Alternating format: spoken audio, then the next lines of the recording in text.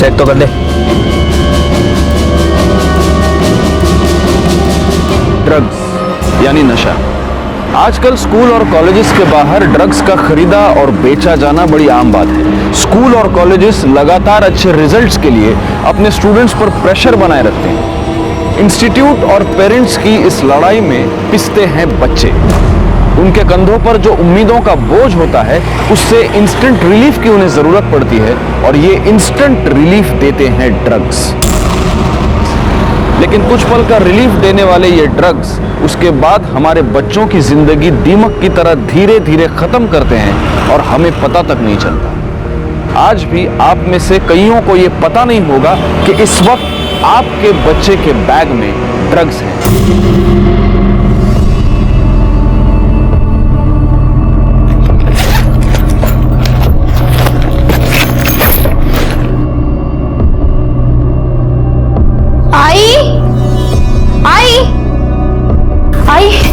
तूने मेरा लाल वाला दुपट्टा देखा है कहीं? रोज तो तू लाल दुपट्टा लेके जाती है, मैंने धोकर सुखाने रखा है।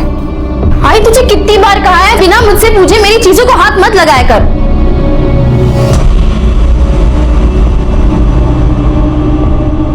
अरे बेटा ये दुपट्टा गीला है और तू दो दुपट्टे का क्या करेगी? अब तू नहीं समझी गया। बेड़ी कुटली।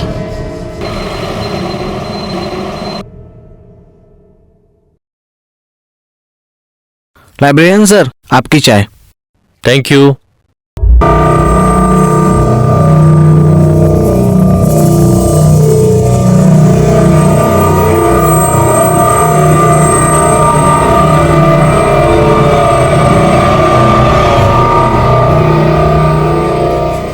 बाकी की बुक्स कल यहीं रिटर्न कर देना और नहीं ले जाना।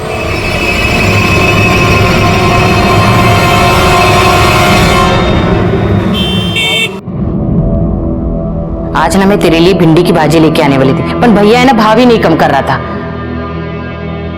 शालिनी, शालिनी, सोच क्या रही है? खाना खा। आजकल मैं देख रही हूँ तू मुझसे बातें छुपा रही है। नहीं आई, कुछ नहीं, तुझे कोई तो बात जरूर है। देख बेटा, हमारा एक दूसरे के अलावा है ही कौन? अगर हम ही एक दूसरे से खुल के बात नहीं करेंगे तो।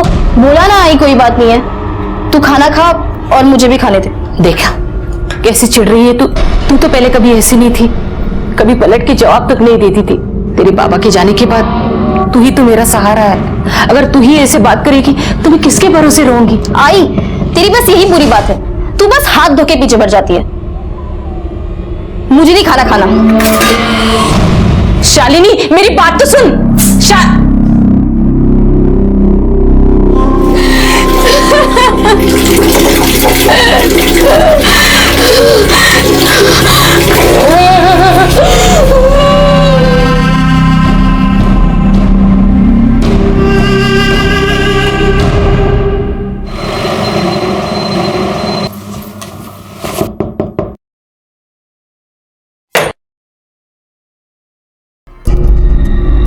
घर का एग्रीमेंट करके 15 दिन हो गए, डिपॉजिट के पैसे कभी मिलेंगे? वो 1 महीना बोला था ना, हो गया 1 महीना। शालिनी मैं बात करती हूँ। भाऊ, शालिनी को नौकरी लगे 15 दिन हो गए हैं। 15 दिन बाद महीना हो जाएगा, फिर मैं पैसे देती हूँ। लेकिन सिर्फ 15 दिन, उसके बाद नहीं। ठीक है। शालिनी बेटा, अपना दिमाग ठंडा रखकर काम करना। अब सब तेरे ही भरोसे है। अच्छा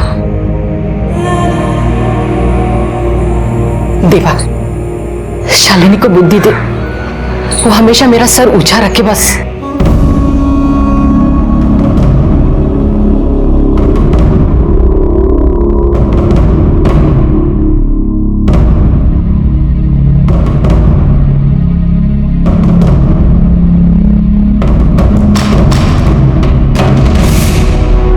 ड्रग्स के आड़ में जुर्म का एक ऐसा सिलसिला शुरू हुआ जिसकी चपेट में कई बेगुनाह जिंदगियां आईं और बर्बाद हो गईं।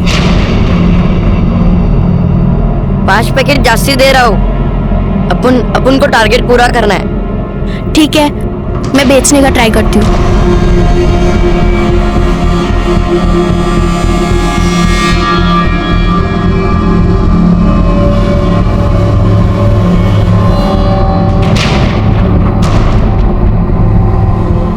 है वजन आज भी कम है, तुझे पता है ना? अगर वजन थोड़ा भी कम होता है तो लोग राड़ा करने लग जाते हैं, चक्कू चूरी निकालते हैं। अब इसमें मैं क्या करेगा? ऊपर से तो खुले पैकेट तो कम ही आते हैं। तू टेंशन ना ले, अपन है ना, चल इधर से कल्टी मार लेते हैं, नहीं तो कुत्ते सूंघ लेंगे।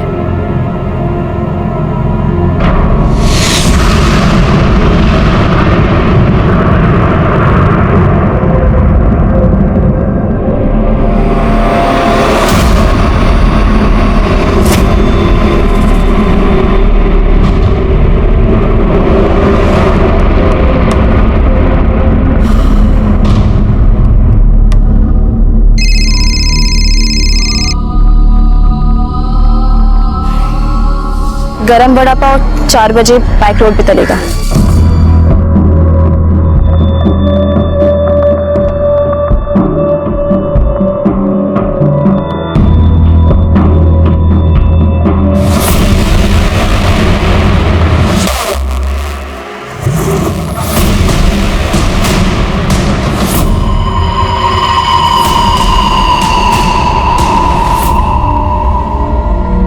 क्या है?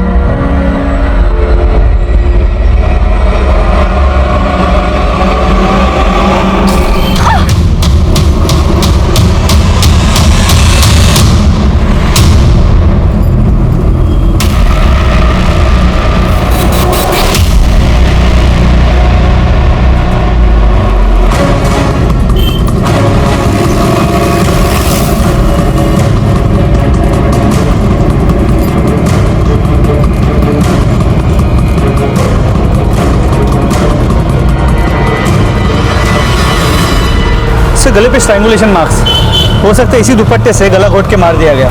उससे सर के पीछे एक छोटा सा चोट का निशान भी है। हो सकता है कहीं और मार के यहाँ लाके बॉडी फेंक दी गई है। या ऐसा भी हो सकता है कि इसका मर्डर गाड़ी में कर दिया गया हो और गाड़ी से इसे धकेल के फेंक दिया गया हो। मोरे, ये अंगूठी उड़ा।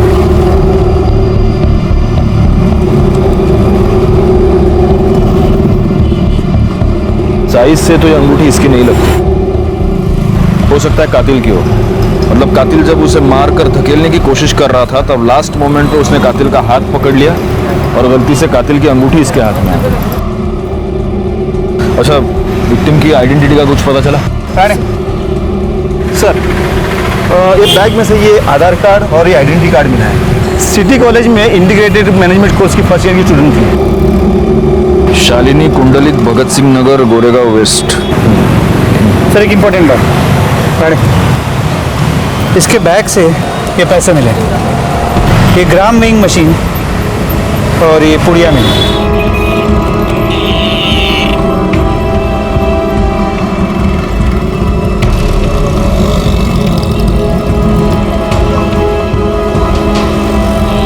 ड्रग्स। इस मर्डर के पीछे ड्रग्स है। शायद ये ड्रग्स बेचने का धंधा कर रही थी, खरीदने वाले के साथ इसका झगड़ा हो गया और उसी झगड़े में इसकी मौत हो गई। यहाँ कोई आसपास सीसीटीवी कैमरा है क्या? सर, आसपास की बिल्डिंग में चेक किया, सीसीटीवी कैमरा तो है, लेकिन इस एरिया को कोई भी सीसीटीवी कैमरा कवर नहीं करता। बॉडी को पोस्टमार्टम के लिए भेज दो, घर वालों को खबर करो और इसकी कॉल डिटेल्स निकलवाओ। सर,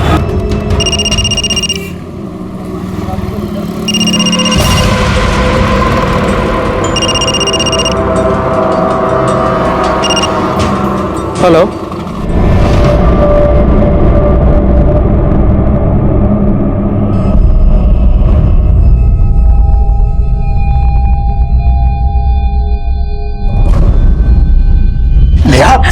नो बेटा नो, डोंट यू रिमेम्बर, तुमने अपनी डैड मॉम से प्रॉमिस किया था कि तुम ये सब नहीं करोगी। बस एक ग्लास बाद में निकलूंगी, एक ग्लास नो बेटा, उसके बाद पक्का नहीं। I promise, beg you please, एक ग्लास। आई बेग यू बेटा, listen, you have to be very strong, तुम्हें ये सब छोड़ना होगा। पापा उसके बाद में करूंगी। You have to be strong, यार। पापा प्लीज, पापा एक ग्लास, पापा प्लीज, पापा प्लीज, पापा।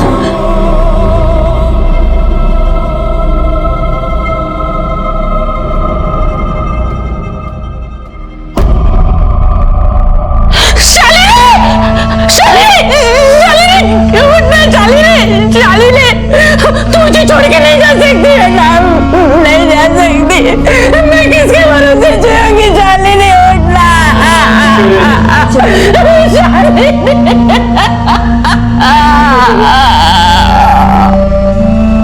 मुझे कुछ समझ में नहीं आ रहा है सब। मेरी बेटी को कोई क्यों मारेगा? वो तो सिर्फ अपने मतलब से मतलब रखती थी। उसका एक ही सपना था कि वो पढ़ लिख कर अपने पैरों पर खड़ी हो जाए। पढ़ लिख कर या नशा बेचकर? नशा मंजे, मैं समझी नहीं। तुम्हारी बेटी के बैग से हमें यह मिला है, ड्रग्स की पुड़ियां, 25,000 रुपए। और ये जानती हो क्या है? आपको लगता होगा ये कैलकुलेटर या ऐसा कुछ है, लेकिन ये वजन तोलने की मशीन। ये सब आपने पहले कभी अपनी बेटी के पास देखा है?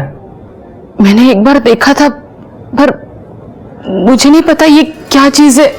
शालिनी, शालिनी। हाय बेटा, मैंने सुबह तुम्हें पूरन पोली दी थी टिफिन में, कैसी बनी थी? ये क्या है?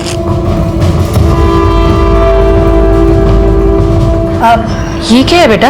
आई, ये कैलकुलेटर है, वो पढ़ाई में काम आता है ना। और ये दवाई है, वो काम पे सिर बहुत दुखता है तो डॉक्टर ने पानी के साथ लेने को कहा है। आई, तो कुछ भी सोचने लग जाती है, कुछ पता तो है नहीं तुझे। आगे से मेरी चीजों को बिना मुझसे पूछे हाथ मत लगाना, ठीक है? आपकी बेटी ड्रग्स करती थी? 100% नहीं साहब। इसका मतलब है वो सिर्फ ड्रग्स बेचती थी। क्यों बेचती थी? घर में पैसे की तंगी थी? थोड़ी बहुत तंगी तो सब घर में होती है साहब। उसके पापा के गुजरने के बाद जो इंश्योरेंस के पैसे आए, उसके इंटरेस्ट से ही हमारा घर चलता था। कभी बड़ी रकम देनी हो, जैसे घर का डिपॉजिट, तभी टेंशन होती थी। घर का एग्रीमेंट करके 15 दिन हो गए, डिपॉजिट के पैसे कभी मिलेंगे? तो उस वक्त आप मैनेज कैसे करती थी? मैं अपना सोना गिरवी रखकर कर्जा लेती थी। सोनार को सूद देना हो तो धीरे धीरे देती थी। शालिनी ने आपको कभी पैसे दिए? साहब, उसने कहा कि काम चालू है। साहब, मेरी बेटी ऐसा नहीं कर सकती। उसने अपने मेहनत से इतने बड़े कॉलेज में स्कॉलरशिप में एडमिशन ली है। उसको सिर्फ पढ़ने का शौक था और कुछ नहीं। शालीन बेटा, चल गणपति बापा का दर्शन करके आते हैं। आई तू जा ना, मुझे पढ़ाई करनी है। कितना पढ़ाई करेगी तू? रोज तो पढ़ती है तू। देख, गणपति बापा का त्योहार ना साल में एक ही बार आता है। मुझे अकेला जाना अच्छा नहीं लगता। चल ना मेरे साथ। अगर तू भी आएगी ना तो पापा तुझे आशीर्वाद देंगे और तू बहुत पढ़ाई करेगी। हाँ आई देख, तू मेरी वजह से ना अपना त्योहार खराब मत कर, ठीक है? तू जा, अपने लिए भी आशीर्वाद मांग और मेरे लिए भी, ठीक है? मेरी बेटी हीरा थी पूरे मोहल्ले में। लड़कियां क्या, लड़के भी उसके जैसा बनना चाहते थे। फिर पता नहीं वो ऐसे कैसे भटक गई। क्यों मारा उसको किसी ने? देखिए, अगर आप सच कह रही हैं तो हम पता लगा कर रहेंगे कि वो इस ड्रग्स की दलदल में कैसे फंसी और उसका खून किसने किया। हाँ, एक और बात, क्या आप इस अंगूठी को पहचानती हैं? शालिनी की है? नहीं साहब। आपकी है? हमें ये अंगूठी मर्डर स्पॉट से मिली। कहीं आप वहां? साहब, अगर मैं वहां होती तो क्या अपने बेटी को मरने देती मैं?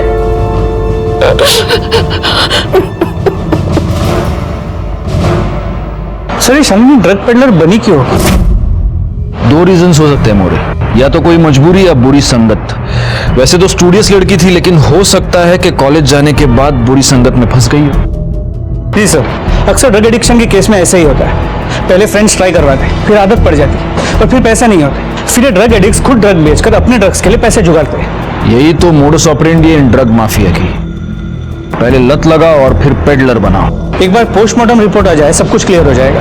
पोस्टमार्टम रिपोर्ट आने तक एक काम करो मोरे, उस अंगूठी के बारे में पता लगाओ वो अंगूठी किसकी है। शालिनी का घर, मर्डर स्पॉट, शालिनी का कॉलेज, इसके आसपास जितने भी ज्वेलर्स हैं सबके पास पूछताछ करो। हो सकता है ये अंगूठी हमें कातिल तक पहुंचा दे।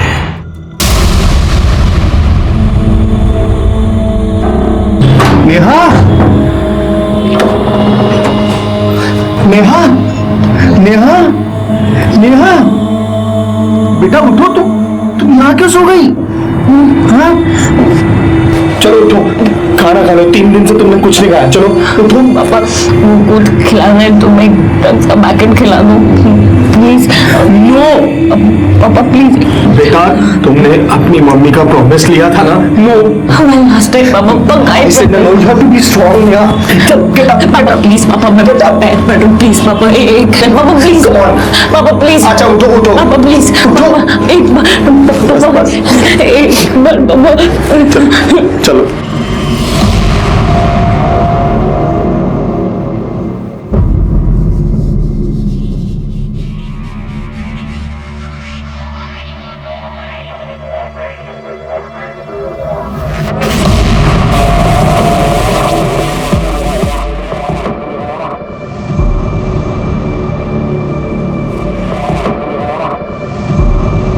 बैठो। और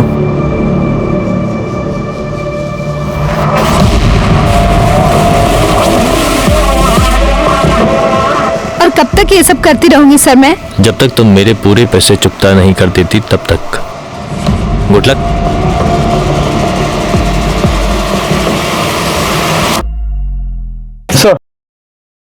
सर शालिनी की पोस्टमार्टम रिपोर्ट, इसके मुताबिक उसके बॉडी में ड्रग्स के कोई भी ट्रेसेस नहीं मिले। मतलब ये शालिनी खुद ड्रग एडिक्ट नहीं थी, ये सिर्फ ड्रग बेचती थी। सर ये शालिनी के कॉल डिटेल्स रिकॉर्ड। ज्यादातर वो अपनी माँ से बात करती थी, बाकी कुछ कॉल लैंडलाइन और सेल्स वाली कंपनी की है। कॉलेज में कोई बॉयफ्रेंड का एंगल? और नहीं सर, शालिनी की कॉलेज में इमेज बहुत ही साफ सुथरी थी। उसकी माँ सही कह रही थी सर कि वो अपने काम से मतलब रखती थी, कॉलेज में कोई लफड़ा नहीं उसका। पार्टी बिर्टी कहते, डिस्को? नहीं सर, कॉलेज की किसी ने भी उसे पार्टी करते या पैसे उड़ाते नहीं देखा। सर मर्डर साइट पे जो अंगूठी हमें मिली थी उसे हमने आसपास के सभी ज्वेलरी शॉप में चेक करवाया, लेकिन वो वहां के किसी भी दुकान से खरीदी हुई नहीं है। इसका मतलब अब हमारे पास सिर्फ एक ही लीड बचता है और वो है ड्रग्स। अब ये शालिनी ड्रग्स खुद तो मैन्युफैक्चर करती नहीं होगी, कोई उसे सप्लाई करता होगा। एक काम करा मोरे, आपल्या सगळ्या खबरींना कामाला लावा ताबडतोब। सर बड़ा ही कॉम्प्लिकेटेड केस था शालिनी कुंडलिक का। एक मेरिटोरियस लड़की, क्लीन कैरेक्टर, कोई बॉयफ्रेंड नहीं, कोई एडिक्शन नहीं, ज्यादा पैसे खर्च करने की आदत नहीं, और ऐसी लड़की ड्रग पेडलिंग कर रही थी और अब उसका मर्डर हो गया था। उसे इस गुनाह की दस्तक तो मिली होगी जिसे उसने नजरअंदाज कर दिया होगा। हमें कुछ समझ नहीं आ रहा था कि आखिर ऐसी लड़की ड्रग पेडलिंग क्यों कर रही थी और अब किसने उसे मार दिया था। हाँ शोभा, हाँ मैं टिफिन खा लूंगा। अरे अब गोली खाने के बाद ही लूंगा ना मैं, अभी कैसे लूंगा? चलो हाँ तुम रखो फोन, रखो। हाँ ओके। सर जहाँ शालिनी का मर्डर हुआ था ये वही रहता है। उस एरिया में ड्रग्स कौन सप्लाई करता है? साहब पूरा इलाका उस्मान का है, लेकिन कभी वो सामने नहीं आता है, वो अंडरग्राउंड रहता है। उसका एक छोकरा है सचिन, वही पूरा काम संभालता है उसका। वही सब टपोरी लोगों को ड्रग्स बेचने को देता है। सचिन मोरे, सचिन लगे होने। तू इस एरिया में ड्रग्स सप्लाई करता है? हाँ सर मैं आपको सब बताएगा, पहले मुझे भूख लगी है, कुछ खाने को दो। अच्छा मोरे, वड़ा पाव सांगे डैडी। सर मुझे वड़ा पाव नहीं चाहिए, मुझे क्रीम बिस्किट चाहिए। ओ कुछ पीना भी है? Chocolate milk shake. और कुछ मंगाऊं आपके लिए? वही सोच रहा हूँ सर। देख तेरे पास सोचने के लिए टाइम नहीं है ज्यादा, हमको मालूम है तेरे बैग में क्या है। मोरे खाना पीना बाद में, पहले बैग खोलो इसका। चॉकलेट मिल्कशेक पाहिजे याला।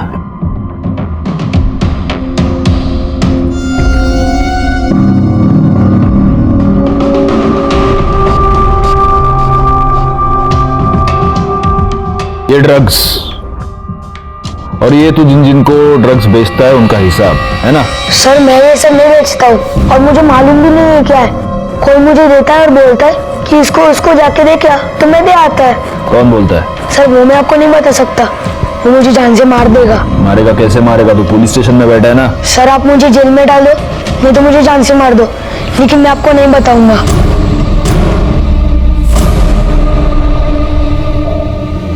देख बेटा, मैं जानता हूं तू जानबूझ के तो ये सब नहीं करता, कोई तुझसे ये करवाता है, शायद तुझे पैसे देता होगा। क्यों करता है ये सब? हाँ सर मेरी मां बिस्तर पे पड़ी है, उसके इलाज के वास्ते पैसे नहीं है। किसी ने बोला कि ये धंधे से पैसे जल्दी बनता है। छोटा पैकेट? एक्टिंग बहुत सॉलिड करता है तू। माँ की कहानी बना रहा है। मोरे, तुम खुद इसकी माँ से मिलकर आओ। सर एड्रेस क्या है तेरा? क्या आपने कभी अपने बच्चे के पास ऐसे व्हाइट मटेरियल से भरा हुआ कोई पाउच या कागज की पुड़िया देखी है, या ऐसी कोई मशीन? अगर इस बात का जवाब हाँ है तो ये इस बात की दस्तक है कि आपका लड़का या लड़की ड्रग्स की भयानक दलदल में फंस चुके हैं।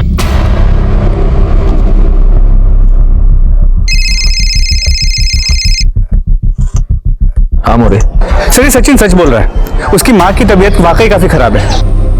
एक काम करो, पुलिस फंड से इसकी माँ के इलाज के लिए पैसे का अरेंजमेंट करो। जी सर। तुम्हारे माँ के इलाज का अरेंजमेंट कर दिया मैंने।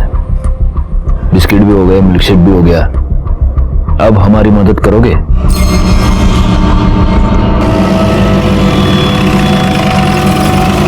कहाँ पे?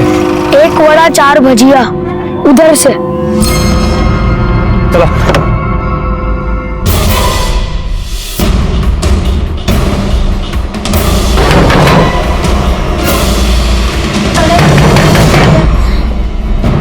कौन? 1 वड़ा 4 भजिया।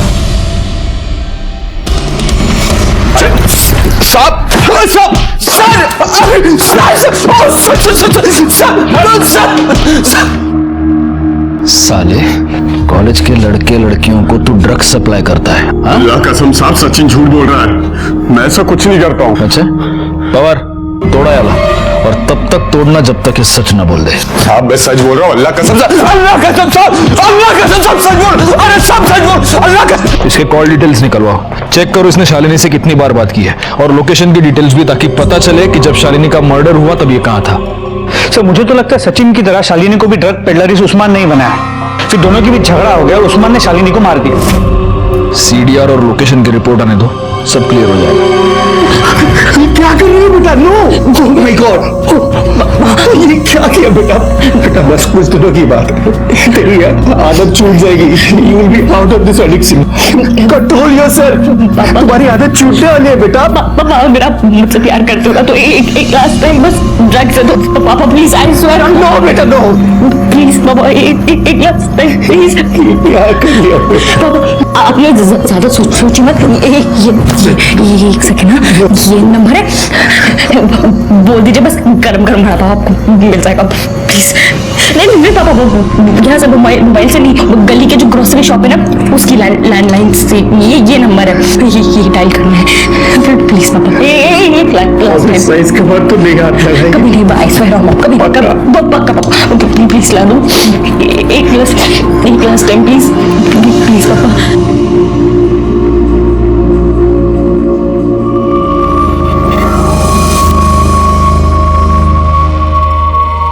गरम गरम वड़ा पाव।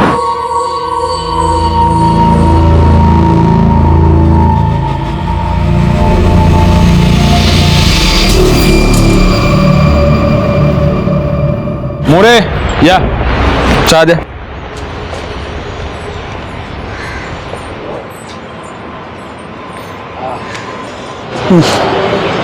सर अभी पीते कैसे हैं? ना दूध ना शक्कर। अरे हेल्दी है, काली चाय पियो, बॉडी बनाओ, पियो पियो पियो। वो सचिन का क्या हुआ? सर जैसे आपने कहा था, सचिन को वार्निंग देके छोड़ दिया, लेकिन एक खबरी को उसके पीछे लगा कर रखा है। हो सकता है वो उस्मान या उसका कोई आदमी उसे धमकाने की कोशिश करेगा। सर उस्मान के कॉल रिकॉर्ड्स और लोकेशन डिटेल, जिस वक्त शालिनी का मर्डर हुआ उसके मोबाइल की लोकेशन उसी एरिया की, लेकिन शालिनी और उस्मान के बीच फोन पे कभी भी बात नहीं हुई। हो सकता है पहले लैंडलाइन पे बात की हो। पुलिस के डर से ये लोग या तो लैंडलाइन का इस्तेमाल करते होंगे या फिर इंटरनेट कॉलिंग सर्विस का। सर मुझे लगता है उस्मान ने शालिनी को मारा हो, उसके पास मोटिव भी है, और मर्डर के वक्त उसका उस एरिया में मौजूद होना इत्तेफाक नहीं हो सकता। अब बोल, इसको जानता है? नहीं सब नहीं पहचानता।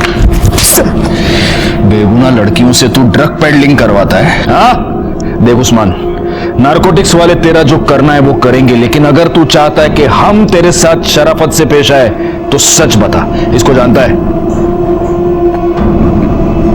पहचानता हूँ साहब। हाँ, तू इसको पहचानता है क्योंकि तूने इसका मर्डर किया है ना? नहीं साहब, मैंने इसको नहीं मारा। तूने इसे नहीं मारा तो इसके मर्डर के टाइम पे तेरा फोन बैक रोड पे वॉक करने गया था क्या? हाँ साहब वो तो मैं वैसे भी उस पर नजर रखता था ताकि उसको कोई तंग करे तो मैं संभाल सकूं। और उस दिन मैं वैसे भी लेट पहुंचा था और जब पहुंचा देखा तो यकीन मानिए साहब, इस बार मैं सच बोल रहा हूं, वो मेरे लिए बहुत अच्छा काम कर रही थी। ऐसे में उसको मैं क्यों मारूंगा या किसी और से क्यों मरवाऊंगा? सर हो ना हो ये उस्मान झूठ बोल रहा है। लेकिन हो सकता है सच भी बोल रहा हूँ। लेकिन सर अगर उस्मान सच बोल रहा है तो फिर करे क्या? शालिनी के मर्डर केस में हमारे पास वो एक ही सस्पेक्ट है और जो रिंग मिली है उससे अब तक हमें कोई लीड नहीं मिल पाया। एक काम करो मोरे, उस्मान को छोड़ दो। क्या? वैसे भी उस्मान के खिलाफ हमारे पास कोई सबूत नहीं। सचिन ने जो स्टेटमेंट दिया है उसके बेसिस पर अगर चार्जशीट फाइल करे तो वो कोर्ट में बेल लेकर बाहर आ जाएगा। तो फिर शालिनी के मर्डर का सीधा संबंध ड्रग्स से है। अगर हम उस्मान को यहाँ पकड़ कर रखते हैं तो इन्वेस्टिगेशन का एक रास्ता हम पूरी तरह बंद कर रहे हैं। शालिनी का कातिल उस्मान की दुनिया में ही कहीं ना कहीं है, वो हमें मिलेगा, लेकिन उसके लिए हमें उस्मान को उसकी दुनिया में वापस भेजना होगा। नहीं सर, अभी के लिए उस्मान को छोड़ देता हूँ और हमारे खबरियों के नेटवर्क से उस पर कड़ी नजर रखवाता हूँ। मोरे, मैंने जो तुमको एक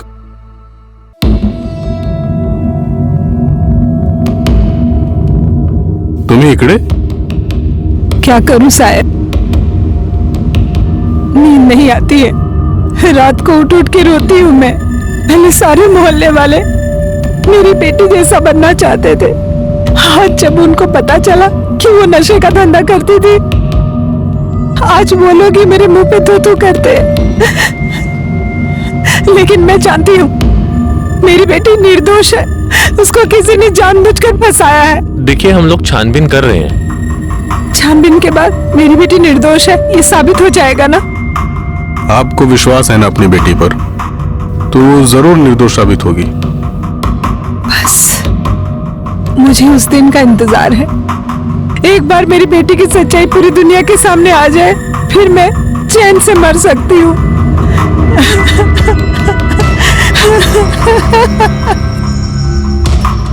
शालिनी मर्डर केस कॉम्प्लिकेशन से भरा हुआ था। इस केस में हमारे सामने एक लीड आ जाती, हम उसे इन्वेस्टिगेट करना शुरू कर देते और कुछ दूर जाते ही हमारे सामने डेड एंड आ जाता। लेकिन ऐसे में ही इस केस में हमारे सामने एक नया क्लू आया। सलाम साहब। साहब ये सुरेश है, ये उधर ही रहता है जिधर शालिनी की मौत हुई थी। ये आपको कुछ बताना चाहता है। साहब शालिनी के जहाँ मौत हुई ना, वो वीक में 2 बार जरूर आती थी और उधर उसका किसी के साथ झगड़ा हुआ था।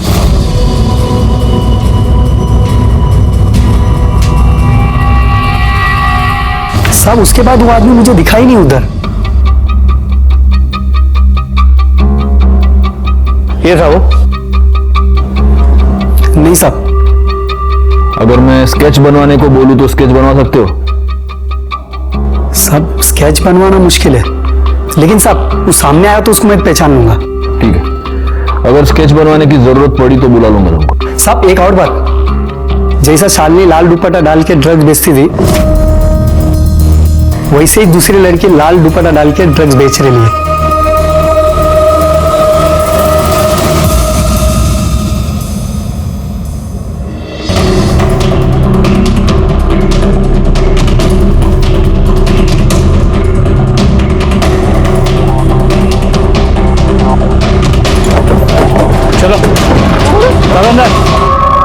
सर पहले सचिन मुझे ड्रग्स बेचने के लिए देता था और अब उस्मान डायरेक्टली मुझे ड्रग्स सप्लाई करता है।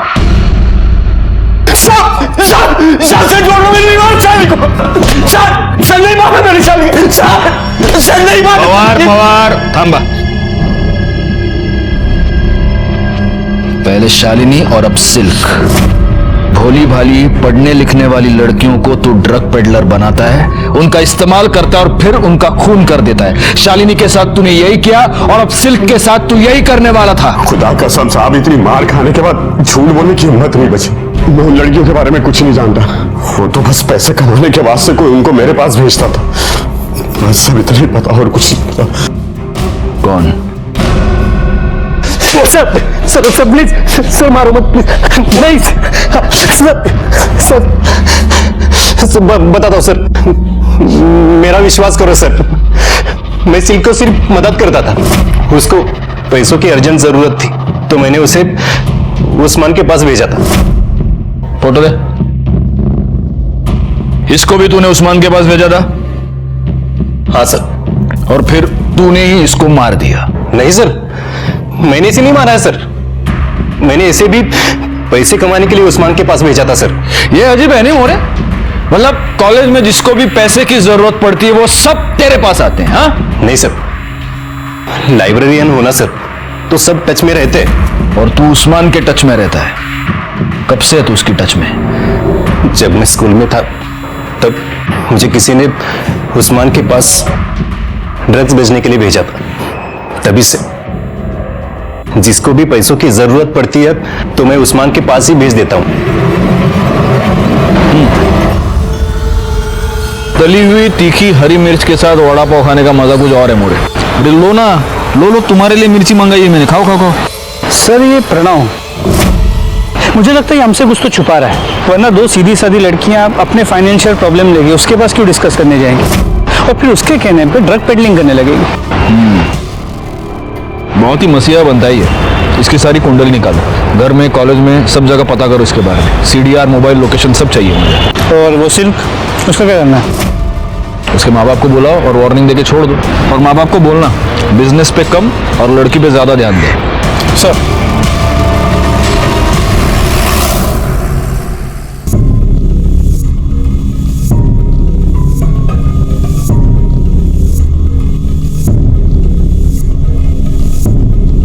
सर कुछ पेनड्राइव और सीडीज मिली है।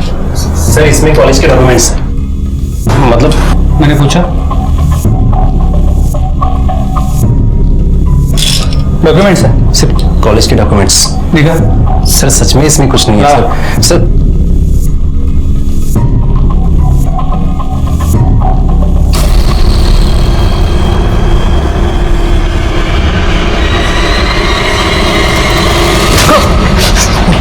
तू लाइब्रेरियन है?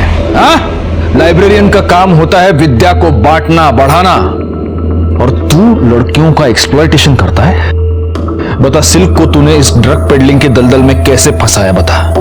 सर मैं कॉलेज में क्वेश्चन पेपर लीक करता हूँ, पुराने स्टूडेंट्स को सबको पता है, किसी ने सिल्क को मेरे पास भेजा, मैं ट्राई करता हूँ। एक्सक्यूज मी सर, मुझे वो स्टैटिस्टिक्स का क्वेश्चन पेपर चाहिए। ठीक है, मिल जाएगा, 5000 लगेंगे, कल घर आकर ले जाना। Okay sir. अपना मोबाइल नंबर बताना, एड्रेस भेजने के लिए। सर उस रात 8 बजे मैं उनके घर गई थी।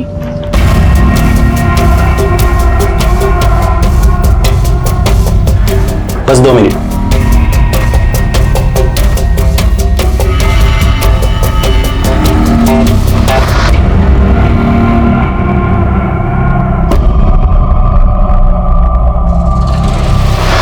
मुझे इन लड़कियों से 5000 नहीं 50,000 कमाने थे। पहले भी कितनी बार लड़कियों पर यही फॉर्मूला सक्सेसफुल ट्राई कर चुका था मैं।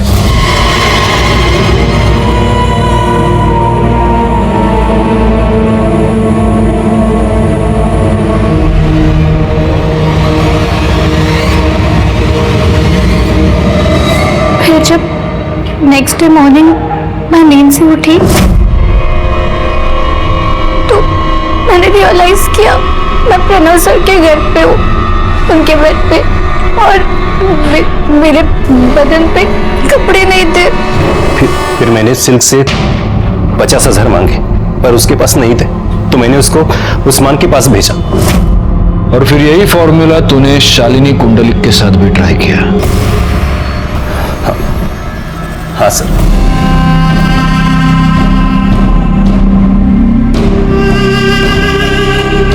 पर उसे क्वेश्चन पेपर नहीं चाहिए था, उसको तो मैंने प्यार के जाल में फंसा था। सर बताइए ना क्या बात है, वो एक्चुअली मुझे लेट हो रहा है। हाँ,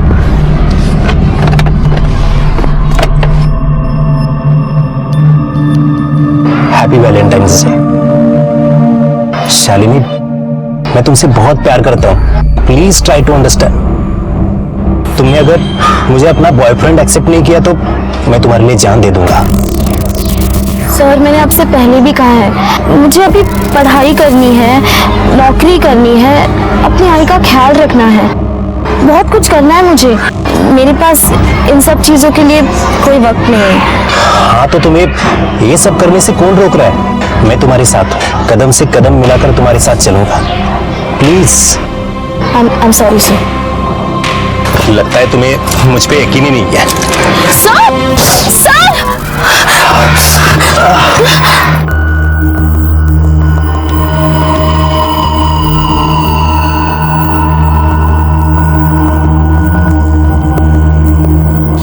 फिर शालिनी को भी तुमने सिल्क की तरह इस ड्रग पेडलिंग के जाल में फंसाया, लेकिन शालिनी ने कुछ दिनों के बाद तुम्हारे लिए काम करने से, तुम्हें पैसे कमा कर देने से इनकार कर दिया और इसलिए तूने शालिनी का खून कर दिया।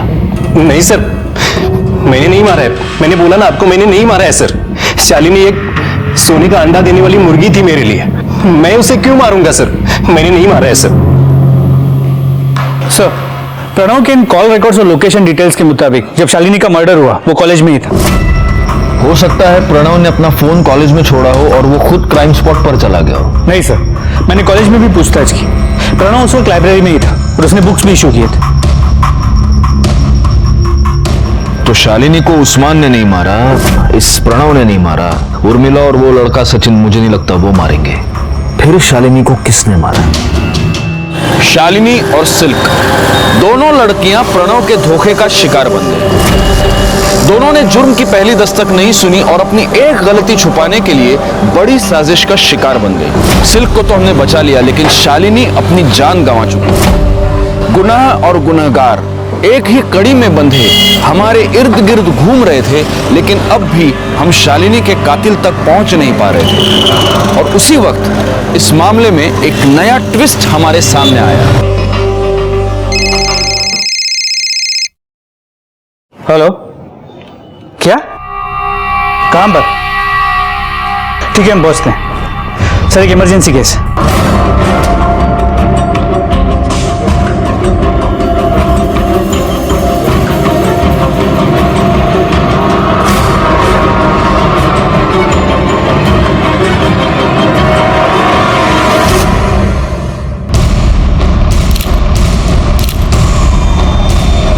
सर, यहां फांसी लगाकर लटक गई थी।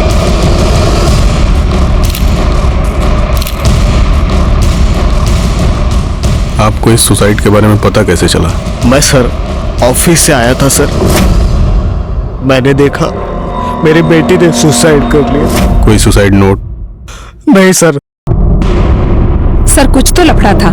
घर से हमेशा दिन हो या रात जोर जोर से आवाजें आती रहती थी। चल, गेट अप, पापा, आपके पैर पर प्लीज पापा, बस एक स्ट्रिप पापा, प्लीज प्लीज पापा, प्लीज अच्छा, उठो उठो पापा प्लीज। सर, वो मेरी बेटी की तबीयत बहुत खराब रहती थी, वो चिल्लाती थी और मैं उसे संभालता था। तबीयत तो खराब थी साहब, लेकिन इससे पहले नया मैडम बहुत सुंदर दिखती थी, लेकिन अभी तो बिल्कुल मरी मरी सी दिखने लगी थी। इस नेहा के बारे में कोई अलग या कोई खास बात जो तुम्हें याद आ रही हो? हाँ साहब, याद आई। एक दिन जब वो अचानक मेरे पास आई। वॉचमैन भी आप वो 50 रुपए मिलेंगे, भूख लगी है। पापा के आते ही रिटर्न कर दूंगी पक्का। 50 रुपए। ओके, ये लीजिए, ठीक है? थैंक यू भैया। और साहब, वो जब 5 मिनट के बाद आई तो उनके हाथ में बूट पॉलिश थी और उन्होंने बूट पॉलिश खा रखी थी। उसके मुंह पे काला काला सा लगा हुआ था साहब। जी, मेरी बेटी ड्रग एडिक्ट थी और इसलिए गुस्से में आपने उसको इतना टॉर्चर किया कि उसने आत्महत्या कर ली। नहीं सर, बाप हूं उसका मैंने उसे बहुत समझाने की कोशिश की थी, लेकिन नहीं संभल पाई। वो मारी नहीं सर, ड्रग्स ने उसकी जान ली। क्या आप जानते हैं आपकी बेटी ड्रग्स कहां से लेती थी? नहीं सर। मोरे, फोटो दाखवा इन्ना। क्या आप इन लड़कियों को जानते हैं? क्योंकि आप जिस एरिया में रहते हैं वहां ड्रग्स का धंधा यही 2 लड़कियां करती हैं।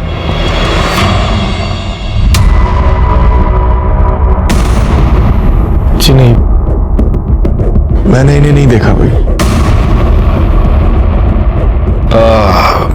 आप एक 5 मिनट बैठिए, हमें कुछ फॉर्मेलिटीज कंप्लीट करनी है, हम आते हैं। एक्सक्यूज अस। मोरे आओ।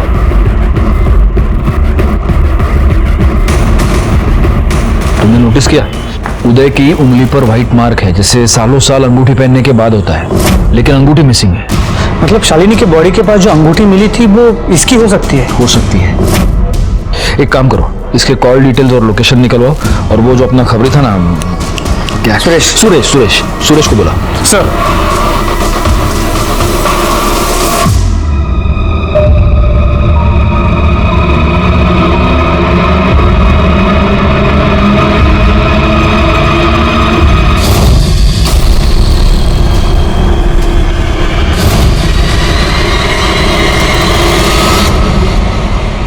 साहब, यही वो आदमी जिसका शालिनी के साथ लफड़ा हुआ था।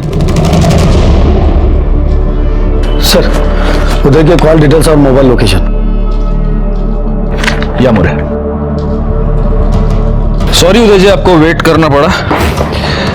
क्या हुआ, आपकी उंगली में कोई प्रॉब्लम?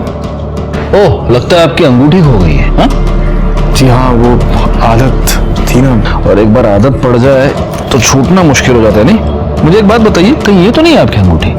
देखिए। हाँ सर, यही मेरी अंगूठी है। लीजिए। आप पूछेंगे नहीं हमें अंगूठी कहाँ मिली? कहाँ से मिली? जहां पर शालिनी का मर्डर हुआ था वहां पर मिली।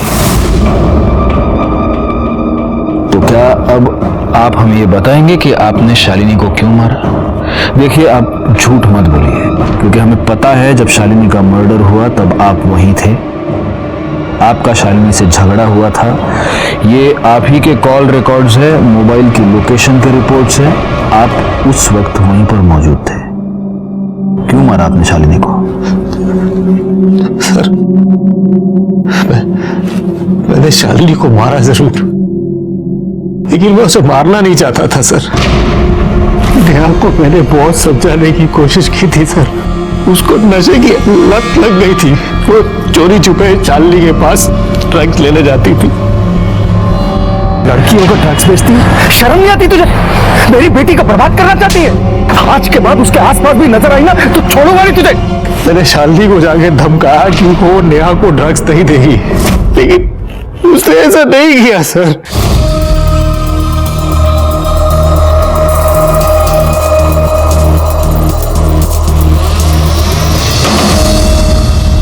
क्या है?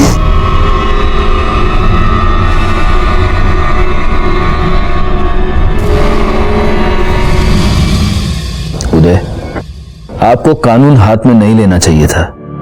उदय को शालिनी के मर्डर के जुर्म में सजा हो गई। अपने इतने साल की पुलिस नौकरी के बाद मैं इतना ही कहूंगा कि जब भी जुर्म दस्तक दे तो उसे सुने, समझे और तुरंत उस पर कार्रवाई करे, क्योंकि पहली पहल आप ही को करनी है। एक और बात, आपका जीवन चाहे कितना भी व्यस्त हो, लेकिन अपने बच्चों के लिए समय निकाले, उनसे बात करें, उन्हें समझे, उन पर ध्यान दें, क्योंकि आपके बच्चे सिर्फ आप ही का नहीं, इस पूरे समाज का और देश का भविष्य है। देखते हैं हमारे आज के एपिसोड की दूसरी कहानी। नमस्कार, मैं senior police inspector Vijay Kumar Srivastava crime petrol Dastak के एक और केस में आपका स्वागत करता हूं। केसेस तो कई हल किए हमने, लेकिन ये केस ये अनोखा ही नहीं, अनोखे से भी ऊपर था। वो कहते हैं ना कि एक झूठ छुपाने के लिए इंसान 100 झूठ बोल देता है, ठीक उसी तरह एक गुनाह छुपाने के लिए इंसान 100 गुनाह कर बैठता है, और नतीजा एक बड़े अपराध की दस्तक पे दस्तक होती है, लेकिन उसकी तरफ ध्यान ही नहीं जाता।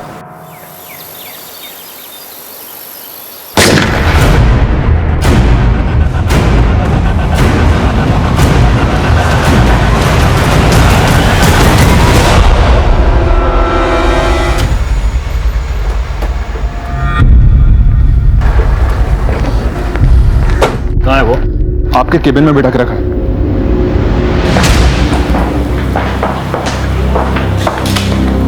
हाँ, क्या नाम है तुम्हारा? गर्व शर्मा। ये कट्टा कहाँ से लाए? मेरा ही है। तुम्हारा है? क्या किया तुमने? मैंने अपनी मम्मी का मर्डर किया है। मर्डर? अपनी मम्मी का? क्यों?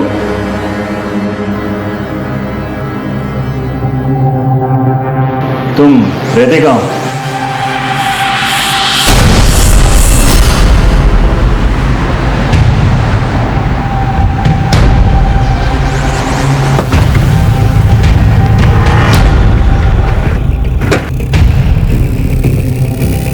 हटिए हटिए।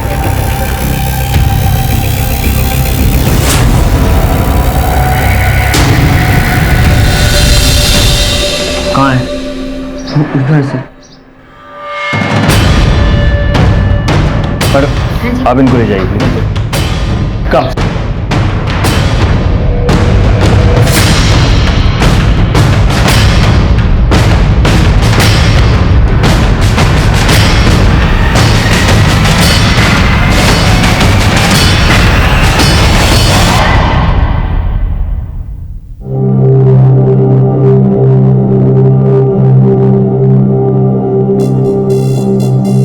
हमारी गोली पॉइंट ब्लैंक रेंज से मारी गई। सर बॉडी तो देखकर लग रहा है कि मर्डर तकरीबन 1 घंटे पहले ही हुआ है। सना, यस सर। फॉरेंसिक टीम को बुलाओ, फिंगरप्रिंट्स और सारे माइन्यूट डिटेल जमा करो।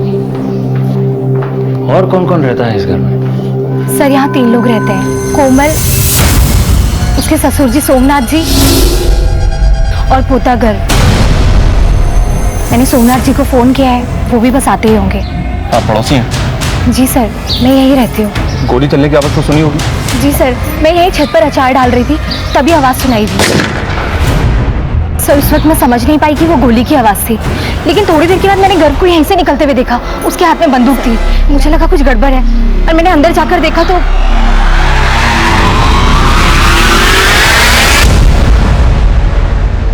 वक्त क्या रहा होगा?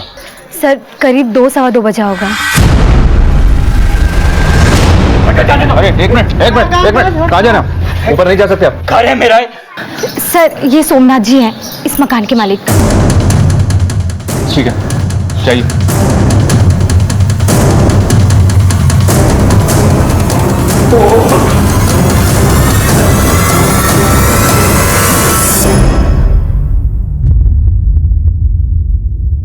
ऐसे हो क्या है सब? क्या आओगे? मेरा पोता गर्व कहाँ है?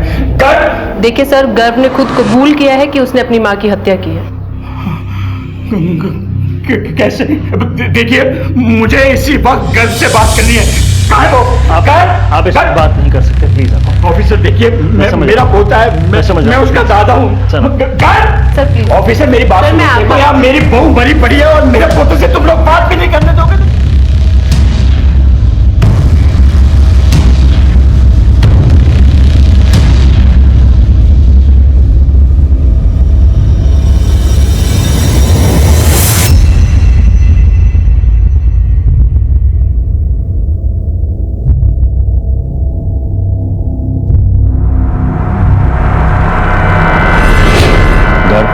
बताओ, तुमने अपनी माँ को क्यों मारा?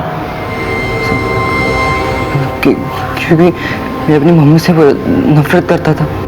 क्यों, क्या रीजन है? सर रीजन खुद मम्मी है, क्योंकि मेरे पापा की मौत का कारण मम्मी है। पापा की मौत? उन्होंने सुसाइड किया था। तुम्हारे पापा ने सुसाइड किया? इसमें तुम्हारी मम्मी का क्या लेना देना? सर क्योंकि मेरे पापा ने अपने सुसाइड नोट में मम्मी को ही अपनी मौत का जिम्मेदार ठहराया है। कहाँ है सुसाइड नोट? सर वहाँ हमारे। ये चल क्या रहा है? मुझे अंदर जाने दीजिए, मुझे गर्व से बात करनी है। हटिए। Sir please, sir please. देखिए वो जो भी कुछ कह रहा है ना, वो सब सरासर गलत कह रहा है। आप अपने सीनियर को बुलाइए, मैं बात करता हूँ उनसे। अभी सर बात कर रहे हैं, जैसे ही बाहर आएंगे आप मिल लीजिए। देखिए मैं भी मिलिट्री से रिटायर्ड ऑफिसर हूँ, आप मुझे इस तरह से नहीं रोक सकते। सर प्लीज समझिए, रूल्स हैं हमारे भी कुछ, प्लीज। कहाँ? इस दरबार में।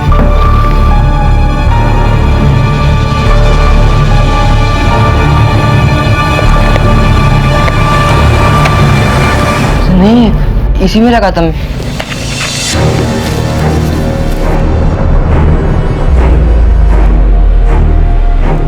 कहाँ गया? यहाँ है? सर यही था वो। कब की तुम्हारे पापा ने आत्महत्या? 3 महीने पहले। 3 महीने पहले तुम्हारे पापा ने आत्महत्या की, तो आज ही के दिन तुमने बदला क्यों लिया? क्योंकि 3 दिन पहले पढ़ा था मैंने सुसाइड नोट। लेकिन वो सुसाइड नोट है कहाँ? पता नहीं, मैंने यहीं पे रखा था। मैं अपने पापा को बहुत मिस कर रहा था और जब मैंने वो सुसाइड नोट पढ़ा मैंने अपना इरादा कर लिया और स्कूल से घर आया तो घर जल्दी से जूते खोल के मुंह हाथ धो ले। मैंने तेरे लिए गुलाब जामुन बनाए हैं, तुम्हारे पापा को भी पसंद थे ना। बंद करो नाटक। अगर इतना ख्याल रखती मेरे पापा का तो जान नहीं लेती उनकी तुम। ये क्या बोल रहा है? किसने कहा है सब तुमसे? पापा ने। क्या बकवास कर रहा है? पागल हो गया है क्या? झूठ है ये। झूठ ये नहीं मम्मी, झूठ वो है तुम आज तक हमसे बोलती आ रही हो। तुम ही ने मेरे पापा को मारा है, तुम ही ने मेरे पापा को मारा है, तुमने मेरे पापा की जान ली है। क्या कर रहे हो? वो कट्टा तुम्हारे पास कहां से आया? कट्टा घर पर ही था। घर में कहां से आया? कौन लाया? पता नहीं, कई दिन से ड्रॉअर में ही पड़ा था। क्या कर रहे हैं आप? कहाँ ले जा रहे हैं? मैं इसे आपको ले जाने नहीं दूंगा। अरे ऑफिसर, में छोटा बच्चा है, आप समझ अंडरस्टैंड। आपको जो कुछ भी कहना है पुलिस स्टेशन आके। अरे ऑफिसर, आप ऐसे कैसे कर सकते हैं? मेरी बात तो सुनिए आप।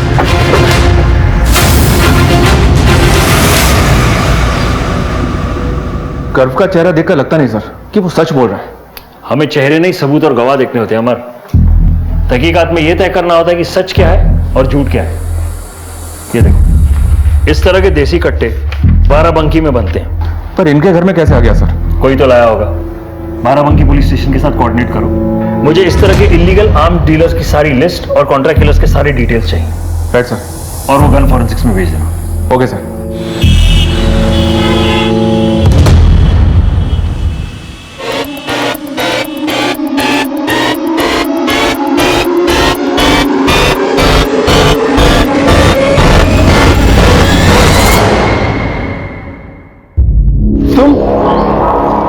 अभी तक डिलीट नहीं किया ना आपने ये वीडियो? इस ताका झाकी के चक्कर में ना एक दिन बहुत बुरा फंसेंगे आप। अरे कब तक मैं आपको इन पछड़ों से निकालती फिरूंगी?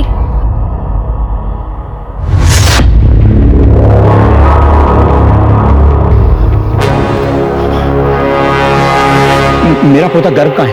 अंदर है। आप ऐसे नहीं अंदर जा सकते। छोड़ो, क्योंकि ऐसे अंदर नहीं जा सकते। अरे अरे एक आपकी पुलिस टीम ठीक से काम नहीं कर रही है। उस बच्चे ने आकर आपसे कुछ भी कहा और आपने मान लिया।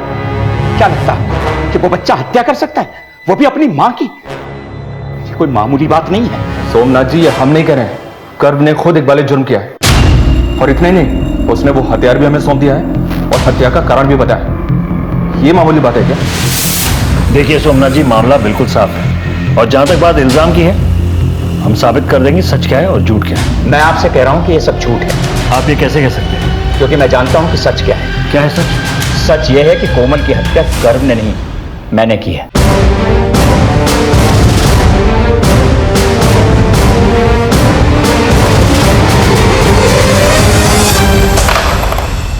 हम मुजरिमों के पीछे काफी भाग दौड़ करके उन्हें पकड़ते हैं, कई तरकीबें आजमाते हैं उनसे जुर्म कबूल करवाने की। मगर इस हत्याकांड में दो लोग खुद चलकर हमारे पास आए थे और दोनों ही जुर्म का इकबाल कर रहे हैं। मैंने अपनी मम्मी का मर्डर किया है। कोमल की हत्या गर्व ने नहीं, मैंने की है। कभी कभी प्लेट में सजी सजाई कोई चीज मिल जाए तो शक और गहरा हो जाता है। देखते जाइए, ये तो एक मोड़ आया है, अभी आगे कई और मोड़ बाकी हैं, कई और झटके बाकी हैं। आप जानते हैं आप क्या कह रहे हैं? मैं अच्छी तरह से जानता हूं। क्यों मारा कोमल को? अब मुझे ना इस बारे में कुछ कहना है ना कुछ सुनना। क्यों नहीं सुनना? इसलिए ना क्योंकि पहली बार मेरी तरफ से किसी को तुम्हारे काम की जरूरत पड़ी है ना। अगर वजह इतनी होती तो काफी थी, लेकिन क्या? देखो कोमल, इस बात को यही रफा दफा कर दो, वरना क्या? हाँ, वरना मैं कुछ कर बैठूंगा। कोमल, आखिर तुम चाहती क्या हो? क्यों हंसते खेलते घर को नरक बना रही हो? क्या चल रहा है? कोई कुछ बताएगा मुझे? अगर कोई कुछ मुझे बताएगा तो मैं हल निकालूंगा। हल तो अब मैं निकालूंगी। कोमल चल, कोमल चल मेरे साथ। तू चल। कोमल, तुम्हें जाना तो तुम जाओ, घर कहीं नहीं जाएगा। क्यों नहीं जाएगा? घर मेरे साथ जाएगा। चल घर। नहीं, अरे नहीं, नहीं, अरे बिल्कुल नहीं, ऐसे नहीं, मम्मी जी आपको लगी तुमने मुझे थप्पड़ मारा, बस यही कदर रह गई है मेरी इस घर में। चल घर, चल। ये तो कोई वजह नहीं है कोमल कुमार। तो कोमल चाहती क्या थी? आप दोनों को पुलिस थाना चलना होगा। क्यों? आपकी बहू कोमल ने जहर खाया है, वो हॉस्पिटल में है। उसने पुलिस को बयान दिया है कि आप लोगों ने उसे मेंटली हैरेस किया है, इसी वजह से उसने आत्महत्या करने की कोशिश की है। क्या बकवास कर रहे हैं आप? चलिए देखिए, आप मुझे इस तरह से मेरे साथ आप जबरदस्ती नहीं कर सकते इस तरह से।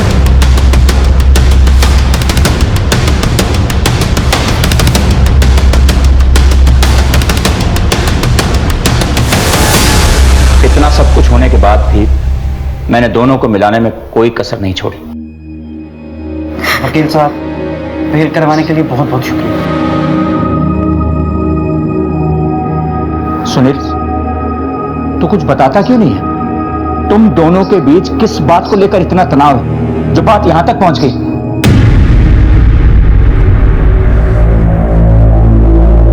सुनील,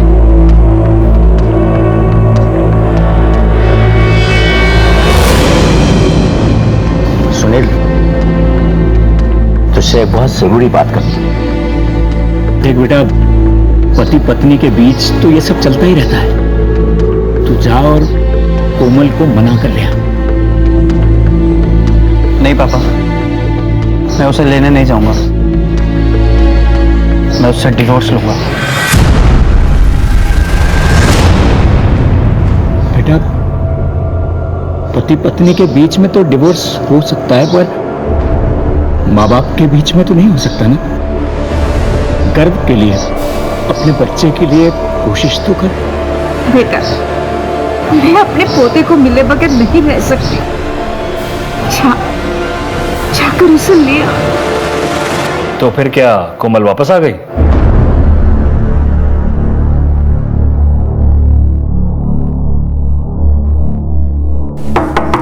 सुनील,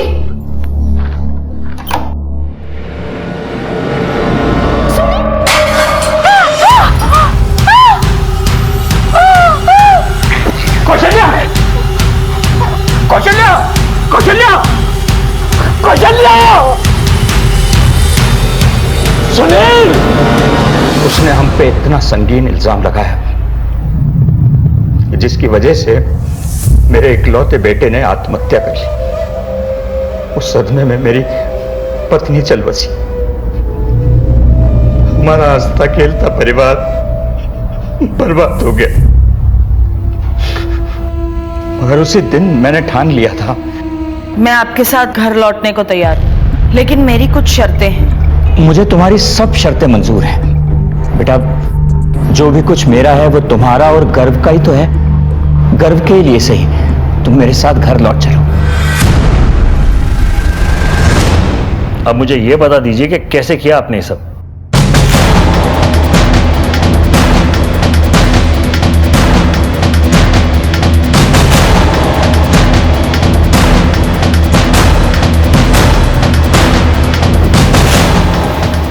बाबूजी ऐसे क्यों देख रहे हैं? क्या हुआ?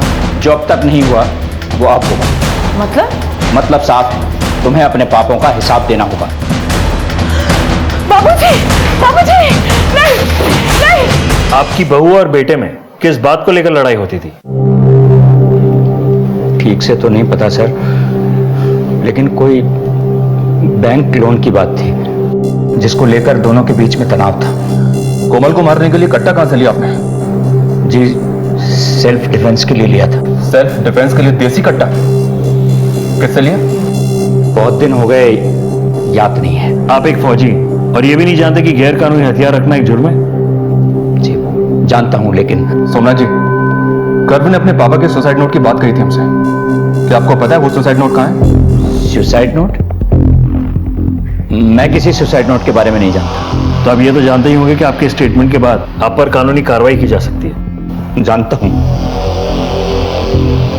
इंस्पेक्टर साहब, गलती तो मुझसे हुई है।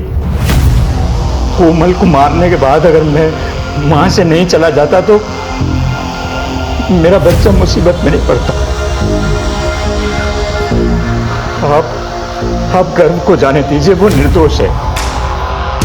मैं कह रहा हूं ना आपसे, उसने कुछ नहीं किया, मैंने हत्या की। कहानी अच्छी है, अपने पोते को बचाने के लिए कह रहे हैं ना ये सब? नहीं साहब, ये कहानी नहीं है। मैंने आपको वो बताया है जो हुआ ठीक है, आपने अपना जुर्म कबूल कर लिया है और उसने अपना, लेकिन हम अपने तरीके से असली मुजरिम को पकड़ेंगे और उसके बाद ही नतीजे पे पहुंचेंगे कि कौन रहेगा और कौन जाएगा। दोनों के बयान बहुत कुछ कह रहे थे, दिमाग में कई सवाल कूद रहे थे। एक तरफ एक 14 साल का लड़का अपनी मां को जान से मार देने की बात कबूल कर रहा था, तो दूसरी तरफ एक बुजुर्ग अपनी बहू को। हम सब सोच में पड़ गए थे। सर मोटिव तो दोनों के पास है, कोमल को मारने का। इन दोनों के स्टेटमेंट्स में काफी बातें मनगढ़ंत लग रही हैं। सुनील शर्मा सुसाइड केस की फाइल देखी है मैंने, उसमें सुसाइड नोट का कोई जिक्र नहीं। It was an open and shut case. हमें इन दोनों के स्टेटमेंट्स को क्रॉस वेरीफाई करना होगा। सर ये फिंगरप्रिंट की रिपोर्ट्स।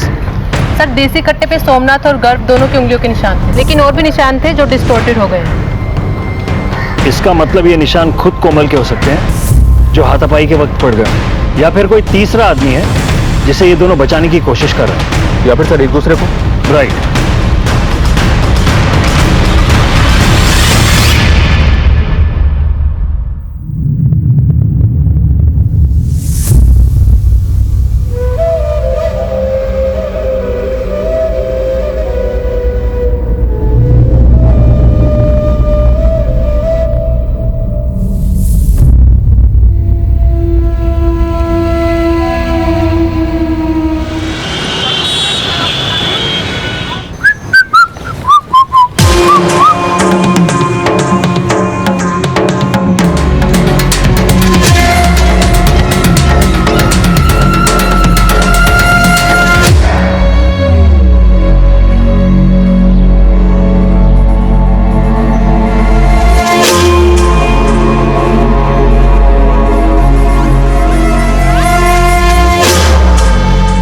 सर पिछले 15 मिनट से दोनों ने एक बार भी बात नहीं की।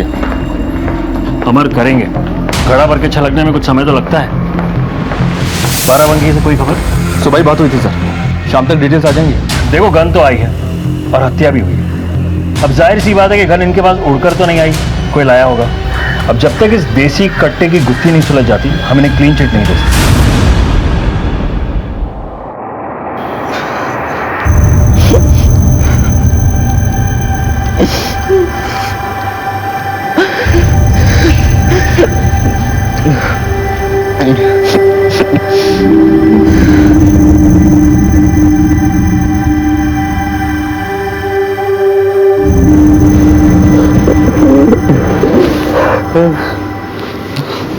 क्या किया तूने बेटा? क्यों किया? बोल। अच्छा जाने दे, जो हुआ हो गया।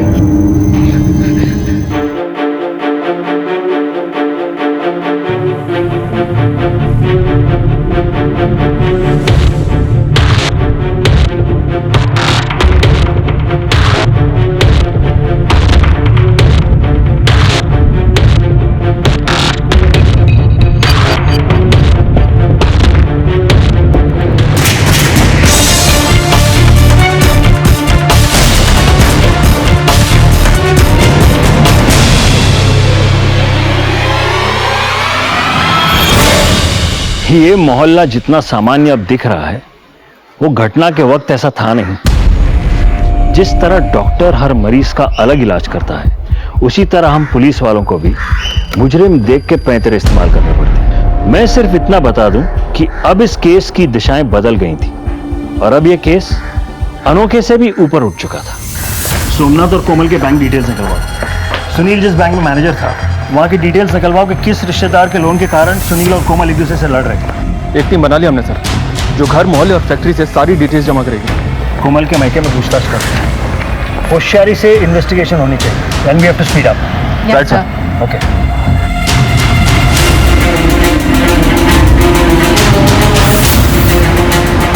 एक भरा खुशहाल परिवार था साहब, न जाने किसकी नजर लग गई। गर्व बाबा से तो बहुत प्यार करती थी कोमल मेम साहब।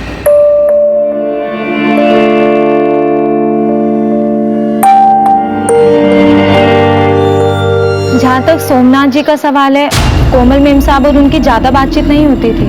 क्या इन दिनों तुम्हारी कोमल मेम साहब की किसी के साथ कोई अनबन चल रही थी, खासतौर पर सोमनाथ जी? नहीं साहब। किसी और का घर में आना जाना रहता है? नहीं। कभी किसी को लड़ते झगड़ते देखा है कोमल जी से? हाँ साहब, पड़ोस के रस्तोगी साहब से मेम साहब का झगड़ा हुआ था।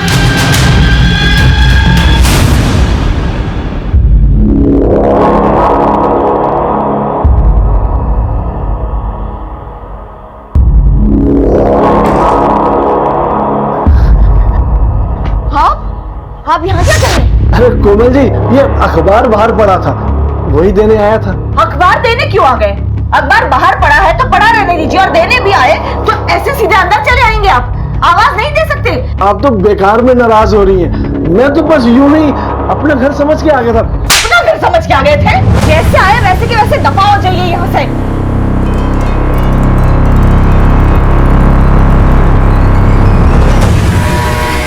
ये कैसी बातें कर रहे हैं सर? मैं तो बस पड़ोसी होने का फर्ज निभा रहा था। कोमल जी के कमरे से स्ट्रगल के मार्क्स मिले हमें, और ये भी पता चला कि तुम्हारी दूसरों के घरों में ताका झाकी करने की बहुत आदत है। अकेली औरत देखी तो नियत में खोटा गया होगा, है ना? नहीं नहीं सर, ऐसी कोई बात नहीं है। मैं कोई ताका झाकी नहीं करता। मैं तो बस मोहल्ले में नजर रखता हूँ। नजर रखता हूँ? क्यों? नजर रखते रखते कभी किसी को आते जाते देखा उस घर में? नहीं सर। देख रस्तोगी, आज के बाद हमारी नजर तुझ पे रहेगी, समझे? आप कहना क्या चाहते हैं? ये सब हमने किया है? देखिए मैडम, आप हमें कायदा कानून ना समझें तो ही अच्छा होगा। तहकीकात चल रही हमारी, और हाँ, जब तक हमारी तहकीकात पूरी नहीं होती, आप दोनों पति पत्नी ये शहर छोड़कर कहीं नहीं जा सकते। समझ में आया? जी।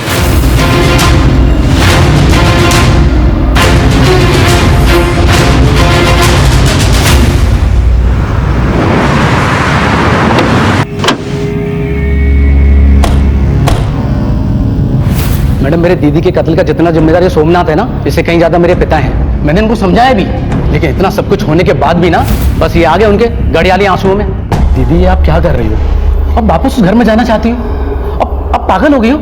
तू चुप रह, कोमल ठीक कर रही है।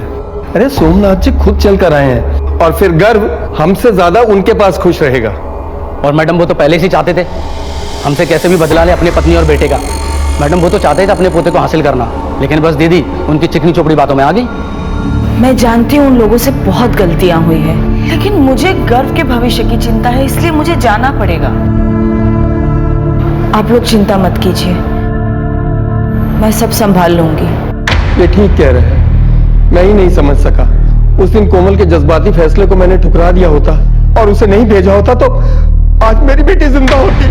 कोमल और सुनील का किस बात को लेकर झगड़ा होता था, और ये किस मायके वालों को लोन दिलाना चाहती थी वो? ये तो मुझे नहीं पता, पर मैं एक बात कह सकता हूँ, मेरी बेटी का कत्ल सोमनाथ ने ही किया है। वो एक बेदिल इंसान है। पर गर्व तो कह रहा था कि उसने किया है। मैडम, गर्व झूठ बोल रहा है। उस बुड्ढे ने गर्व को अपनी तरफ किया है। आप उस बुड्ढे को तोड़िए, सच बाहर आ जाएगा।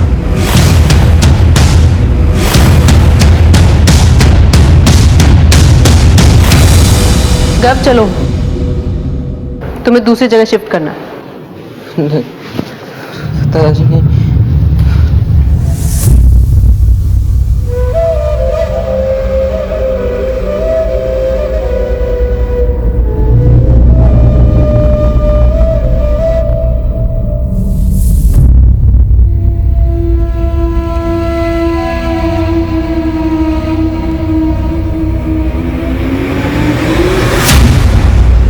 कुएं से तल की मिट्टी लाने के खेल मैंने बचपन में बहुत खेले थे। एक लंबी सांस लेकर कूद पड़ते थे। अब मुझे बिल्कुल वैसा ही लग रहा था। लंबी सांस भी भर ली थी और कूद भी पड़े थे, लेकिन तल की मिट्टी अब तक हाथ नहीं आई थी, और खाली हाथ ऊपर भी नहीं जा सकते थे। खैर, इस केस की बात करें तो कोमल और सोमनाथ के परिवार के बीच इतने सारे हादसे होना, ये एक बड़ी दस्तक थी जो बार बार हो रही थी, लेकिन किसी ने नहीं सुनी। सर, बाराबंकी पुलिस से रिपोर्ट आई है। 3 लोग हैं जो इलीगल वेपन सप्लाई का काम करते हैं, पप्पू, मदन और इकबाल। फिलहाल ये तीनों अंडरग्राउंड है सर। और बाराबंकी पुलिस ने एक बात और बताई है कि लखनऊ शहर की डीलिंग्स ये पप्पू यादव करता है। अपने मुखबिरों को काम पे लगा दो, मुझे किसी भी कीमत पे ये लीड चाहिए। सर, ये कोमल शर्मा की कॉल डिटेल्स हैं। इस नंबर से किसी दीपक वर्मा को लगातार कॉल किए गए हैं और कॉल्स रिसीव भी हुए हैं। सर नेक्स्ट पेज पर कोमल शर्मा की बैंक अकाउंट की स्टेटमेंट है। उसी बैंक अकाउंट से लोन की प्रोसेसिंग फीस पे हुई है दीपक वर्मा के नाम पे। सर जब हमने उसके बारे में पता लगाया तो बहुत ही इंटरेस्टिंग सच सामने आया है। ये दीपक वर्मा कोमल के कॉलेज में ही पढ़ता था। दीपक वर्मा?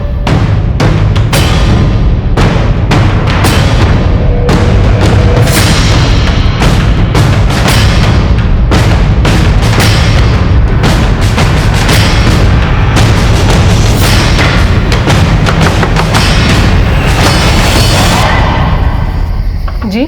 कोमल के मर्डर के बारे में दीपक वर्मा से बात करनी है, बुलाइए उसे। उस डायन औरत ने जीते जी तो हमारा जीना हराम कर ही दिया था और मरने के बाद भी हमारा पीछा नहीं छोड़ रही है। देखिए उससे हमारा कोई लेना देना नहीं है। कौन है? किससे बात कर रही हो? दीपक वर्मा? जी मैं ही दीपक वर्मा हूँ। कोमल मर्डर केस में पूछताछ करनी है तुमसे, चलो हमारे साथ। सर कोमल के मर्डर के बारे में क्या पूछताछ करनी है? मैं क्या बता सकता हूँ उसके मर्डर के बारे में? मैंने कहा ना तुमसे, चलो हमारे साथ। सर मैं कॉपरेट कर रहा हूँ सर, ये क्या कर रहे हैं आप मेरे साथ? हमने आपसे बोला था ना कि उस औरत से दूर रहिए, पर आपने मेरी एक नहीं सुनी। अब तो पुलिस भी घर पे आ गई है और पता नहीं क्या क्या देखना बाकी रह गया है।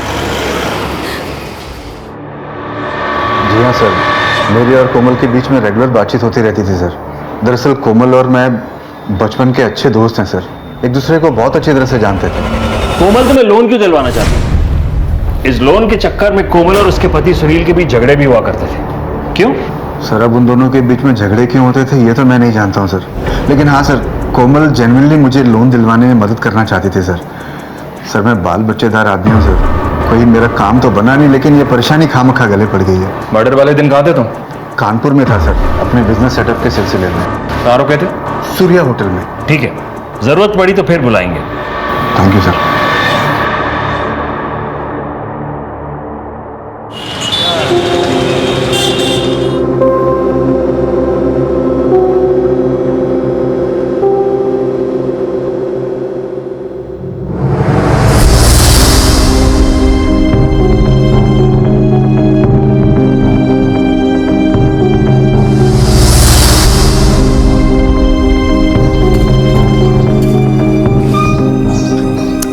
ये क्या बाबूजी, आपने फिर इसे स्कूटर दे दिया?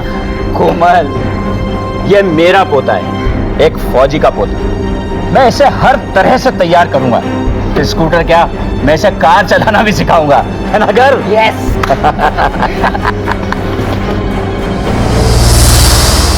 गर्व बेटा, देखो ये बस में खाने के लिए पकड़ो।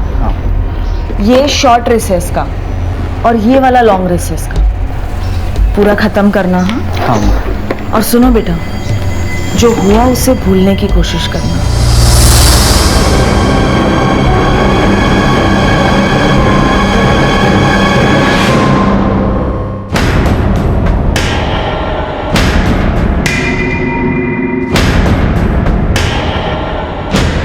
जी सर, ये फैक्ट्री सोमनाथ शर्मा जी का है। फैक्ट्री लीज पे देने के बाद वो टाइम पास के लिए यहाँ आया जाया करते थे। ये कोमल मैडम का इस फैक्ट्री में आना जाना होता था? नहीं, लेकिन पिछले हफ्ते एक बार आई थी और उनका राघव साहब के साथ झगड़ा भी हुआ था। तुम अपनी बकवास बंद करो। सोमनाथ जी कल तक मालिक थे, अब मैं हूँ और ये फैक्ट्री लीज पे देने का फैसला भी आज से मेरा है। तुम्हारा कॉन्ट्रैक्ट समझो आज से खत्म। तुम्हारा जो भी सामान वामान पड़ा हो वो उसे उठाओ और निकलो यहाँ से, चलो बाहर। अरे आप क्या, खुद सोमनाथ जी भी लीज पूरा होने से पहले हमें नहीं निकाल सकते? ठीक है, अब देखो मैं तुम्हारा क्या हाल करती हूँ। और मैं जो आपका हाल करूंगा वो सोमनाथ की बहू हो, इसलिए चुप हैं, वरना अपनी औकात पे आ गए ना तो अच्छा नहीं होगा। ये 15 तारीख को तुम्हारे राघव साहब फैक्ट्री से कितने बजे निकले थे? यही करीब 1:30 बजे के आसपास। अभी कहाँ है तुम्हारे साथ? राघव साहब महीने में 2-4 बार बाराबंकी जाते हैं। अभी वो बाराबंकी गए हुए हैं, आज आने वाले थे, आते ही होंगे। क्या राघव, आजकल बाराबंकी जाना बहुत हो रहा है तेरा? आजकल ही नहीं सर, हमेशा आना जाना लगा रहता है। बाराबंकी में बना हुआ कट्टा इस्तेमाल हुआ है कोमल की हत्या में। मेरा बाराबंकी आना जाना लगा रहता है, इत्तेफाक से कट्टा भी वहीं का मिला है। मतलब कातिल मैं हो गया? तुमने ही तो धमकाया था उसे। हाँ धमकाया था, बात ही कुछ ऐसी कर रही थी वो। कोमल ने ये फैक्ट्री किसी को लीज पे देने की बात क्या कही? तुमने तो मरवा ही दिया उसको। गलत इल्जाम लगा रहे हैं सर आप हम पर।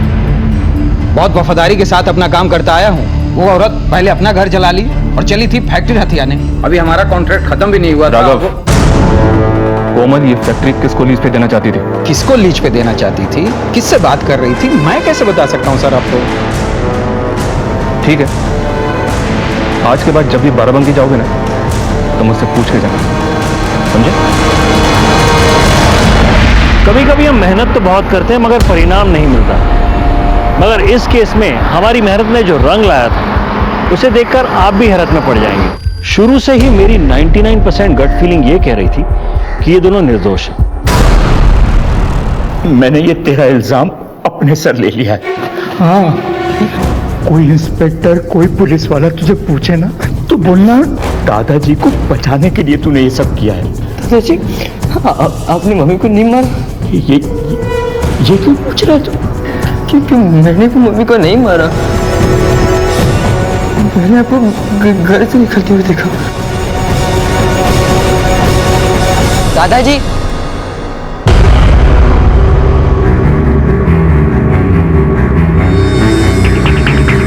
मम्मा,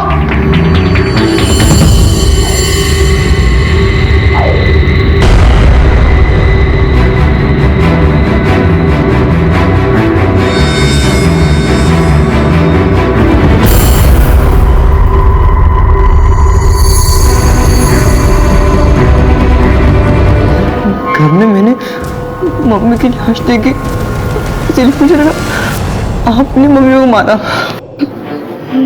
इसलिए मैं घर लेके पुलिस स्टेशन पहुंच गया। लेकिन दादाजी, मम्मी को आपने नहीं, मैंने भी नहीं, तो किसने मारा? दोनों ने भले ही एक दूसरे को बचाने के लिए झूठ बोला था, लेकिन उस झूठ में थोड़ी मिलावट थी और हमें दूध का दूध पानी का पानी करना था, पूरे सच को सामने लाना। हमारी टीम को पता चला है कि पप्पू यादव नाम का एक बंदा है जो इल्लीगली कट्टे सप्लाई करता है। हमें शक है कि वो कट्टा लखनऊ में उसी ने सप्लाई किया है। अभी अभी हमें खबर मिली है कि वो आपके शहर लखनऊ में गोमती नगर में छुप के बैठा है। Thank you.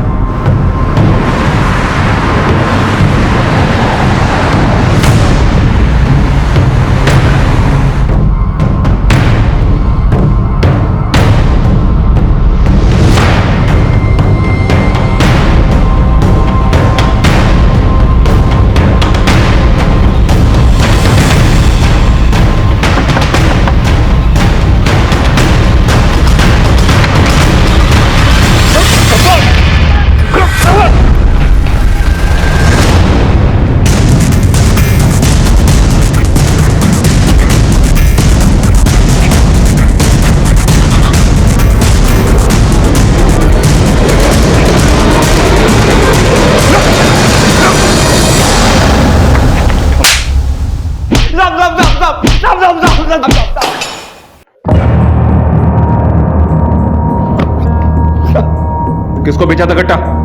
किससे ली थी सुपारी? बोल। साहब मैं सुपारी नहीं लेता। हाँ, कट्टा जरूर बेचा था।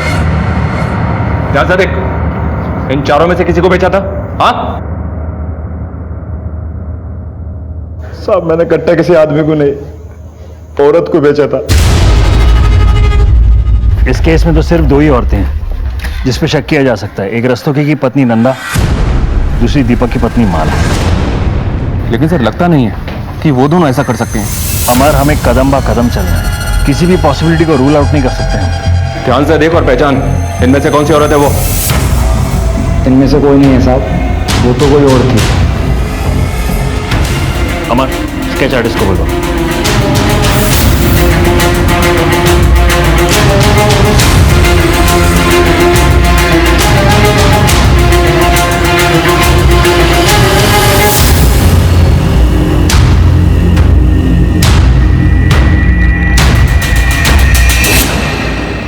ये तो कोमल है सर। कोमल ने खुद को मारने के लिए कट्टा खरीदा था। ये बात समझ में नहीं आ रही। खुद को मारने का इसका मकसद क्या रहा होगा? जब अंधेरा गहरा हो जाए समझो सुबह होने वाली है। हमारे रेडार में जितने भी लोग हैं सबके मोबाइल लोकेशंस निकलवा। 15 तारीख यानी मर्डर के दिन क्या कोई नंबर कोमल के घर के आसपास 1 से 2 बजे के बीच एक्टिव था? I want that report on urgent basis. जी सर।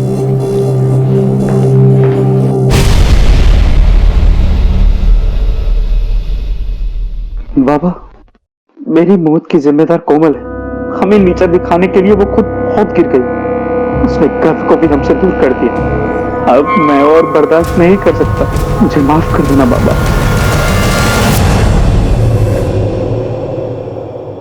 सर, हमारा शक बिल्कुल सही निकला। ये देखिए, उस दिन इन लोगों के मोबाइल्स कोमल के घर के आसपास एक्टिव थे, लेकिन ये नंबर देखिए, ये बहुत खास है।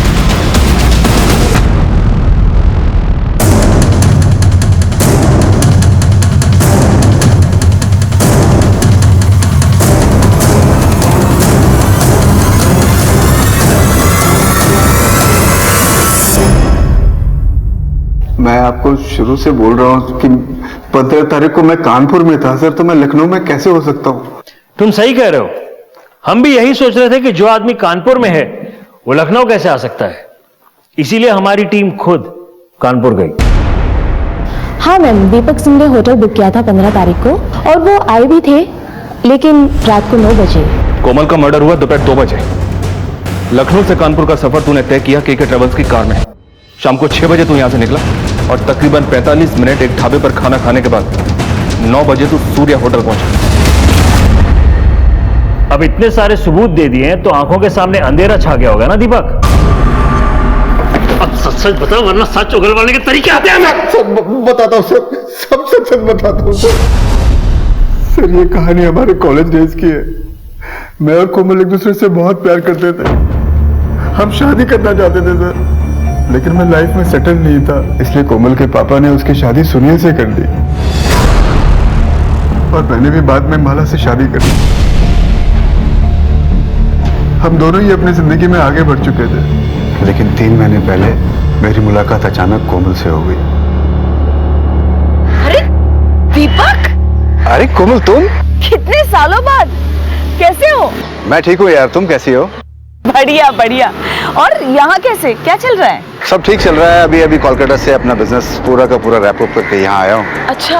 अब यहाँ अपने बिजनेस को सेटअप करने के लिए लगा हुआ हूँ, लेकिन क्या करूँ, ना तो बिजनेस का लोन प्रोसेस हो रहा है और ना ही कोई और काम बन रहा है। तुम्हें लोन चाहिए? हाँ। मेरे हस्बैंड बैंक में मैनेजर है, मैं करवाती हूँ लोन, तुम्हारा हो जाएगा तुम्हारा काम। मैं सुनील से बात करती हूँ। अभी भी तुम्हारे दिल में पुराने आशिक के लिए जगह बाकी है? अच्छा, इसलिए उसकी लोन रिजेक्ट करवा दी तुमने? क्या बात कर रही हो तुम? देखो, मैं बैंक मैनेजर हूँ, बैंक का मालिक नहीं। अगर लोन एप्लीकेशन रिजेक्ट हो गया तो हो गया, बस। मुझे इस मामले में ना तुमसे कुछ कहना है ना कुछ सुनना है। अच्छा, तो तू था उनके झगड़े का कारण? फिर?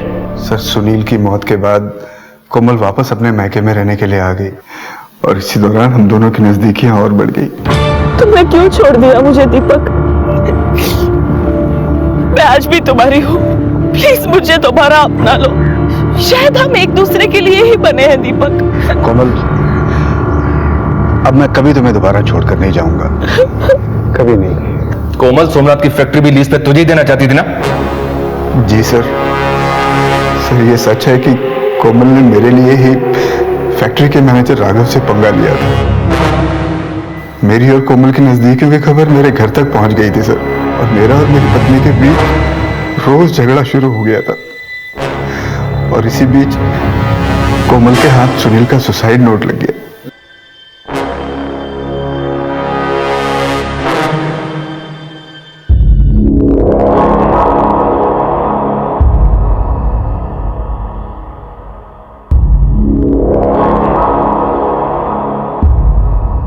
ये है उस बुढ़े का असली चेहरा। अपने बेटे और पत्नी की मौत का बदला लेना चाहता है मुझसे यादें। जैसे मैंने उनको फंसाया था ना, उसी तरह अबेटमेंट टू सुसाइड के केस में फंसाना चाहता है ये मुझे। इसीलिए संभाल कर रखा है ये सुसाइड नोट अब तक। और 15 तारीख को कोमल ने मुझे अपने घर पर बुलाया। ये लो, काम तमाम कर दो उस बुढ़े का। देखो, उसके बाद ना किसी लोन की जरूरत नहीं पड़ेगी अपने को। सिर्फ तुम, मैं और ये सारी जायदाद हमारी। फिर तुम्हारी बीवी को भी थोड़े पैसे देकर उसको तलाक दे देना। लेकिन कोमल, मैं किसी की हत्या नहीं कर सकता यार, ये मेरे से नहीं होगा। पागल मत बनो दीपक। मैं चाहूँ ना तो उस बुड्ढे के खाने में जहर डालकर उसे कभी भी मार सकती हूँ, लेकिन मैं ऐसा करूंगी तो फंस सकती हूँ। किसी और से करवाऊंगी तो भी फंसने के चांसेस हैं। इसीलिए मैं तुमसे कह रही हूँ, देखो मैंने गन का भी इंतजाम कर दिया है। प्लीज मार दो उसे। अरे, किसी को मारना कोई मजाक है क्या कोमल? तुम नहीं कर सकते तो मुझे करना पड़ेगा। मैं तुम्हारे बगैर अभी और नहीं रह सकती दीपक। कोमल,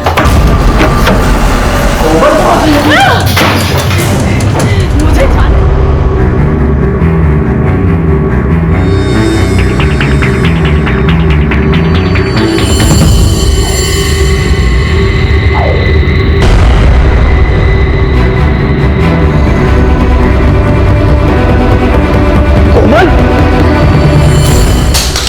कोमल मुझसे सच्चा प्यार तो करती थी सर, लेकिन वो मुझे खूनी बनाना चाहती थी।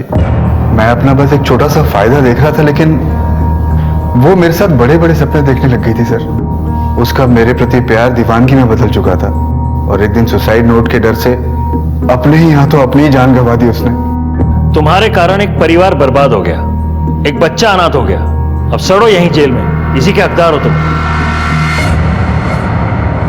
कोमल के पिता ने कोमल की मर्जी के खिलाफ उसका ब्याह सुनील के साथ कर दिया था, बिना ये जाने कि उसके मन में दीपक के लिए जगह है। ये पहली दस्तक थी, लेकिन कोमल का दोबारा दीपक से मेल जोल ये एक और दस्तक थी, और ये वो दस्तक थी जो दबे पैर हर मोड़ पर उनकी जिंदगी में आती रही और तबाही मचा गई। कोमल को भी एक दस्तक मिली थी जो खतरे की नहीं, उसके लिए भलाई की थी। सोमनाथ ने वो सुसाइड नोट उनसे बदला लेने के लिए नहीं, उन्हें बचाने के लिए छुपाया था। कोमल वो गलत समझ बैठी, नतीजा खुद अपनी जान से गई।